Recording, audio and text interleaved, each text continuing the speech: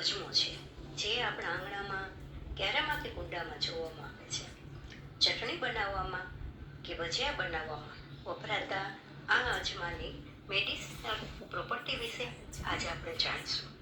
તેને ઇન્ડિયન બોરેજ તરીકે પણ ઓળખવામાં આવે છે. થોડા પાન મસળીને સૂંઘવામાં આવે તો માથાનો દુખાવો મટે છે. પાનનો રસ અને આદુનો રસ મેળવી પીવામાં આવે તો પેટની જીવાત મટે છે. તેના સેવનથી લીવરના સેલ એક્ટિવ થાય છે. તેમાં એન્ટી ઇન્ફ્લેમેટરી પ્રોપર્ટી છે, જે સ્ટ્રેસને ઓછો કરે છે.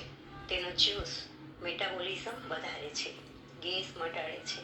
તેના પાનને ઉકાળી અને પીવામાં આવે તો આઈબીએસ મટે છે. વળી કિડની સ્ટોન માટે તો તે રામબાણ ઇલાજ સમાન છે. એક ડાળી લઈ કુંડામાં રોપવામાં આવે તો ઇઝીલી ઉછળતો આ છોડ સાંધાના દુખાવામાં રાહત આપે છે, કફનું શમન કરે છે.